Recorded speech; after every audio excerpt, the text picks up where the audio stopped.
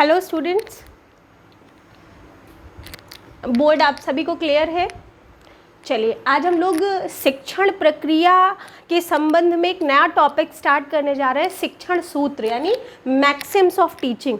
Actually शिक्षण के जो सिद्धांत होते हैं और जो शिक्षण के सूत्र होते हैं, शिक्षण कार्य करते समय हमें उन सभी सिद्धांतों का और उन सूत्रों का प्रयोग करना बहुत आवश्यक हो जाता है। तो सबसे पहले हम लोग यहाँ पे शिक्षण सूत्र की बात कर रहे हैं।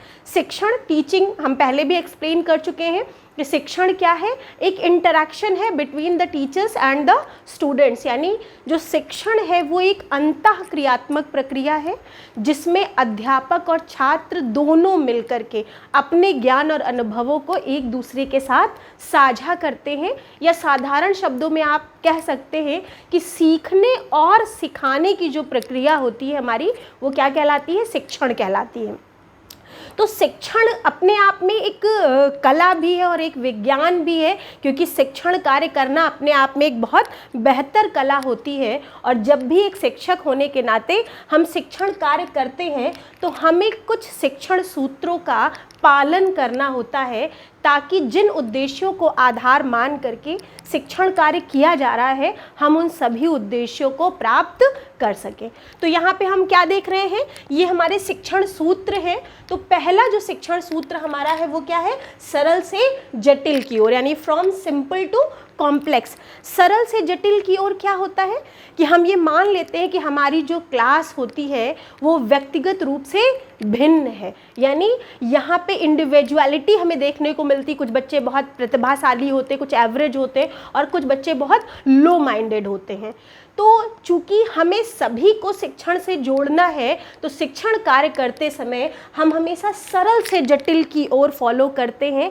यानी जो बहुत ही सरल टॉपिक होता है या बहुत ही आसान चीज़ें होती हैं जिनको सीखने में बहुत कम समय लगता है या सभी लोग उसे आसानी से सीख लेते हैं, हम अपने प्रकरण को वहीं से स्टार्ट करते हैं। इससे क्या होता है कि सभी बच्चे उसमें रुचि लेते हैं, कक्षा में उनकी रुचि हो जाती है, और जब वो धीरे धीरे सीखने लगते हैं तो उनमें अपने आप एक रेनफोर्समेंट यानी पुनर्बलन आ जाता है, और धीरे धीरे वो जटिल चीज़ों को भी सीखने के लिए मानसिक रूप से तैयार हो जाते हैं।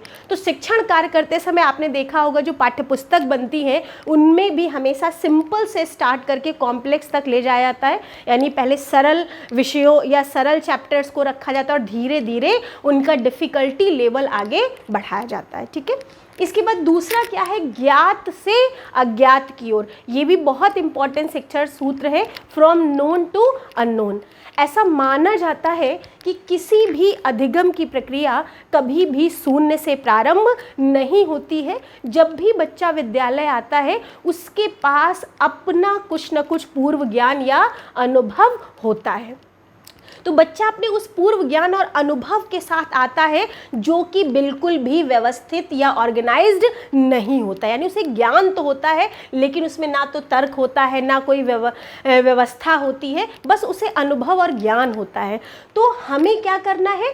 बच्चे के उसी पूर्व ज्ञान से नवीन ज्ञान को जोड़ते हुए उसका जो अव्यवस्थित ज्ञान है उसे व्यवस्थित रूप प्रदान करना है। इसीलिए शिक्षण प्रक्रिया में हम हमेशा जब भी कोई चैप्टर स्टार्ट करते हैं तो हमेशा प्रस्तावना प्रश्नों का प्रयोग करते हैं, यानी इंट्रोडक्टरी क्वेश्चंस बहुत इम्पॉर्टेंट होते हैं, क्योंकि वो ही एक मीडियम यानी माध्यम होता है जिसके द्वारा हम अपने बच्चों के पूर्व ज्ञान और अनुभवों को जान सकते हैं।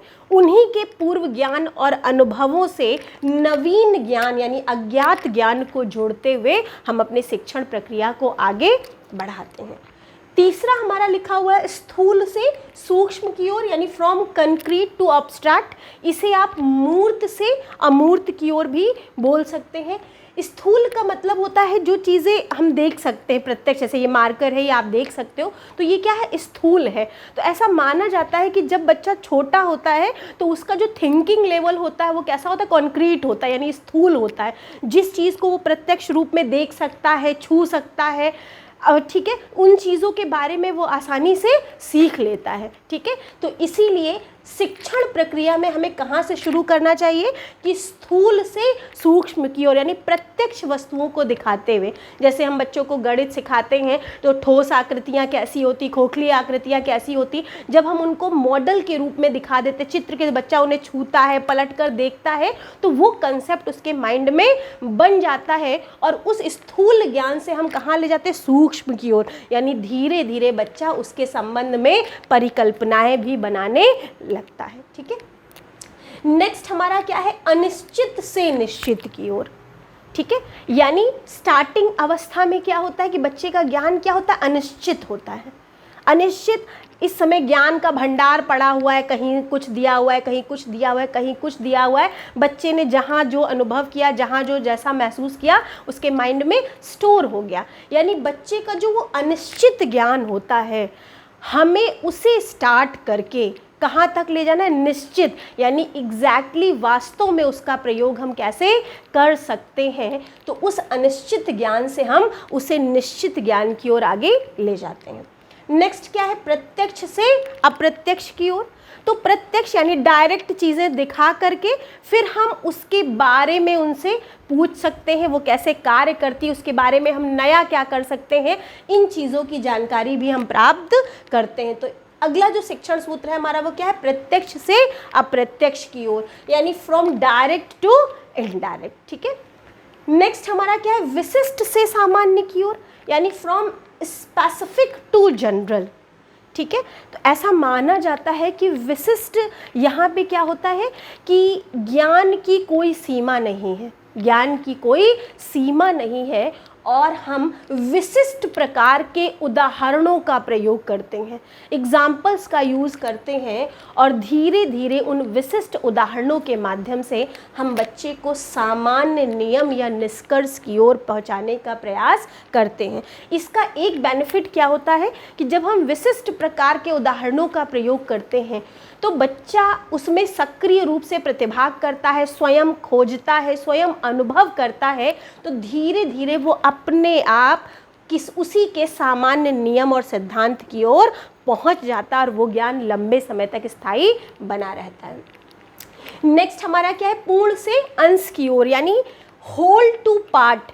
एक्चुअली ऐसा माना गया है कि ज्ञान का अपना एक समग्र रूप होता है, यानी कहीं न कहीं सभी विषय या सभी ज्ञान प्रत्यक्ष रूप से एक दूसरे से जुड़े हुए हैं। ठीक है, तो ज्ञान का क्या होता है, एक समन्वित रूप होता है और समग्र रूप होता है। और ये जो हमारा शिक्षण सूत्र है वो गेस्टाल्टवाद की देन है, जिसके प्रवर्तक कौन थे, कोहलर थे। कोहलर ने ही सबसे पहले ये कहा था कि किसी भी प्रकरण को हमें सबसे पहले समग्र रूप से ऑब्जर्वेशन करना चाहिए कि वाकई उस चैप्टर में है क्या, उसको पढ़ाने का उद्देश्य क्या है, उससे हमें किस ज्ञान की प्राप्ति होती है। उसके बाद उसे सरल बनाने के लिए हम उस प्रकरण को छोटे छोटे खंडों या टुकड़ों में विभाजित कर सकते हैं। तो यहाँ भी सेम दिया हुआ है कि पूर्ण से अंश की ओर, पहले हम जो कुछ भी बच्चे को बताने जा रहे हैं उसकी जो एक कंप्लीट समरी होती है उसके माइंड में हमें बैठा देनी चाहिए ताकि बच्चा आसानी से उस ज्ञान को लिंक कर सके। उसके बाद हम उस टॉपिक को छोटे छोटे टुकड़ों और खंडों में विभाजित करके आगे बढ़ते हैं ताकि बच्चा प्रत्येक खंड को क्रम से जोड़ता हुआ उस पूर्ण प्रकरण को आसानी से समझ सके। ठीक है, इसके बाद क्या है, अनुभव से तर्क की ओर, यानी बच्चा दिन भर जो हमारा छात्र होता है वो कुछ न कुछ ज्ञान और अनुभव अपने वातावरण से, अपने समाज से, अपने विद्यालय से, अपने परिवेश से कुछ न कुछ अनुभव लेता रहता है, यानी उसके पास बहुत सारा अनुभव होता है। अब वो जो नॉलेज या अनुभव उसने लिया है वो वाकई तार्किक या सार्थक है या नहीं, तो हम अनुभवों से बच्चों को कहाँ तक ले जाते हैं, तर्क की ओर, यानी बच्चे को स्वयं हम तर्क करने का मौका देते हैं, अपनी बात को कहने का मौका देते हैं, अपनी बात को सिद्ध करने का मौका देते हैं ताकि वो अपने अनुभवों को तार्किक रूप से सिद्ध करने में समर्थ हो सके। नेक्स्ट हमारा क्या है, विश्लेषण से संश्लेषण की ओर। ये भी बहुत इंपॉर्टेंट आपका शिक्षण सूत्र है।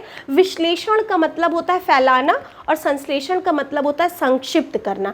एक्चुअली ये दोनों ही समस्या समाधान की प्रक्रिया के चरण हैं और इसमें ऐसा माना जाता है कि बिना संश्लेषण के हम कभी भी समस्या समाधान पर नहीं पहुंच सकते। लेकिन हमें शुरुआत कहाँ से करनी? विश्लेषण से।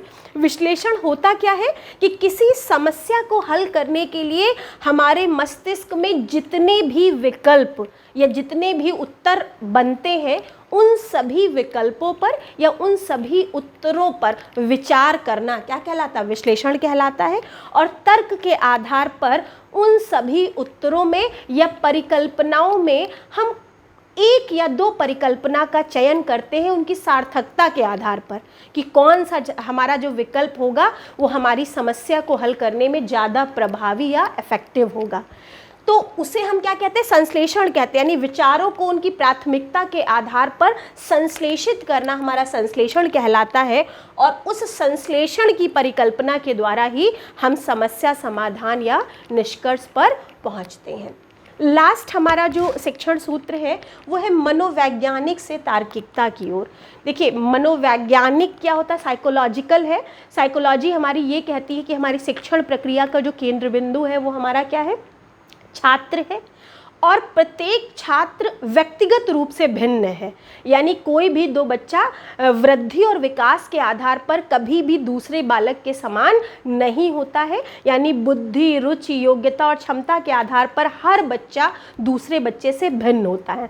अगर इस पॉइंट ऑफ व्यू से हम देखते हैं तो प्रत्येक जो बालक है वो अपने आप में विशिष्ट है और हमें हर बच्चे की विशिष्टताओं को ध्यान में रखते हुए ही शिक्षण कार्य करना है। तो इसमें क्या होता है कि हम हर बच्चे की विशिष्टताओं को, उसकी रुचियों को, उसकी क्षमताओं को और योग्यताओं को ध्यान में रखते हुए उसे आगे बढ़ने का प्रयास कराते हैं और उसमें तार्किकता लाते हैं। यानी बच्चा अपने स्तर से जो कुछ भी सीख रहा है वो उसको कह सके, उस पर तर्क कर सके और अपनी बात को सिद्ध कर सके। तो ये हमारे शिक्षण सूत्र हैं जिनका प्रयोग हम शिक्षण प्रक्रिया में करते हैं। एक्चुअली हमारे पास दो विधियां भी हैं शिक्षण विधियां, आगमन विधि यानी इंडक्टिव मेथड और दूसरी है निगमन विधि यानी डिडक्टिव मेथड। इन विधियों में भी हम कई तरह के शिक्षण सूत्रों का प्रयोग करते हैं। तो वहाँ पे आगमन विधि में जो शिक्षण सूत्र होते हैं उसके जस्ट अपोजिट जो शिक्षण सूत्र होते हैं वो हमारे डिडक्टिव मेथड में होते हैं। लेकिन जब कभी भी बात आती है शिक्षण सूत्रों की, टीचिंग मैक्सिम्स की, कई बार ऐसे टेट और सुपर टेट में ये पूछा गया है, 4 ऑप्शन दिए थे कि इनमें से कौन सा शिक्षण सूत्र नहीं है।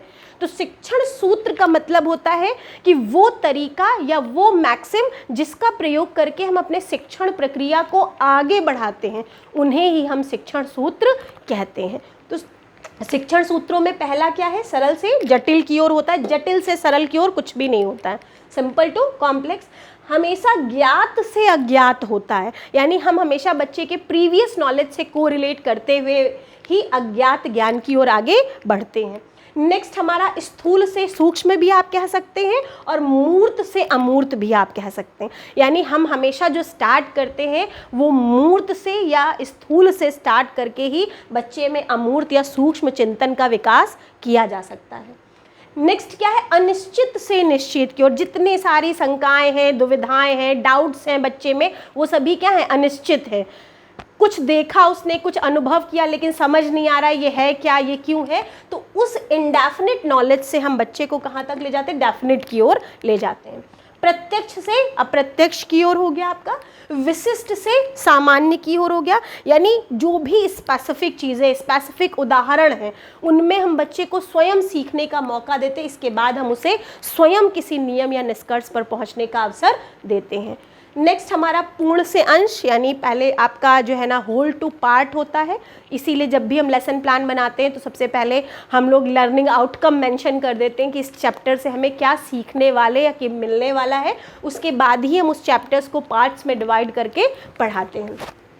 नेक्स्ट हमारा क्या है? अनुभव से तर्क की ओर। यानी जो हमारा एक्सपीरियंस है उससे स्टार्ट करके हम लॉजिक की ओर आगे बढ़ते हैं। यानी बच्चों के अनुभवों में हम तर्क को जोड़ते हैं कि अगर बच्चे ने कुछ देखा है, कुछ महसूस किया है, कुछ नॉलेज है, तो उस नॉलेज में कितनी लॉजिकता है या कितना तर्क है, उसे हम वहाँ तक लेके जाते हैं। इसीलिए आपने देखा होगा हम बच्चे के विज्ञान पढ़ाते, पेड़ पौधे पढ़ाते और उसके बाद हम बच्चे को खुद करने का मौका देते हैं ताकि बच्चा तर्क के द्वारा स्वयं अपनी बात को या अपने ज्ञान को सिद्ध कर सके। नेक्स्ट है हमारा विश्लेषण से संश्लेषण की ओर, फ्रॉम एनालिसिस टू सिंथेसिस। तो एनालिसिस क्या है? किसी समस्या को हल करने के लिए हमारे मस्तिष्क में जितनी भी परिकल्पना यानी हाइपोथेसिस या जितने भी विचार बनते हैं वो सभी हमारे विश्लेषण में आते हैं। और अगर हमारे सामने वाकई कोई डिफ़िकल्ट प्रॉब्लम है तो हम हर संभव तरीके से उसे हल करने के लिए विचार करते हैं। अब सारा तरीका तो समस्या को हल करने में हम लगा नहीं देते हैं, तो हम क्या करते हैं? संश्लेषण करते, सिंथेसिस करते, यानी तर्क के आधार पर या उनकी प्राथमिकता के आधार पर हम कोई एक और दो तरीके अपनाते हैं जो हमें बहुत इफेक्टिव लगते हैं, और वही जो तरीके होते हैं हमारे वो क्या होते हैं? संश्लेषण होते हैं। और संश्लेषण के आधार पर हम अपने समस्या समाधान या निष्कर्ष की ओर आगे बढ़ते हैं। लास्ट हमारा जो शिक्षण सूत्र है वो है मनोवैज्ञानिक से तर्क की ओर, यानी from psychologic to logical way में, यानी हम मनोवैज्ञानिक सिद्धांतों का पालन करते हुए, यानी हर बच्चे को उसकी बुद्धि, रुचि, योग्यता और क्षमता के आधार पर आगे बढ़ने का, कार्य करने का और तर्क करने का अवसर देते हुए आगे बढ़ते हैं। ठीक है, इसके बाद नेक्स्ट वीडियो में हम आप लोगों को शिक्षण के सिद्धांत बताएंगे कि जब भी हम शिक्षण कार्य करते हैं तो हमें किन सिद्धांतों को ध्यान में रख करके शिक्षण कार्य करना चाहिए। तब तक के लिए थैंक यू। अगर आप सभी को हमारा वीडियो पसंद आता है तो आप लोग इसे लाइक करें, शेयर करें और ज़्यादा से ज़्यादा सब्सक्राइब करें।